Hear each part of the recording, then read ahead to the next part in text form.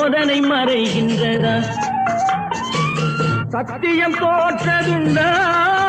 உலகில் தர்மம் அழிந்ததுண்டா? இதை சரித்திரம் முழுதும் படித்த பின்னாலும் சஞ்சலம் வருகின்றதா?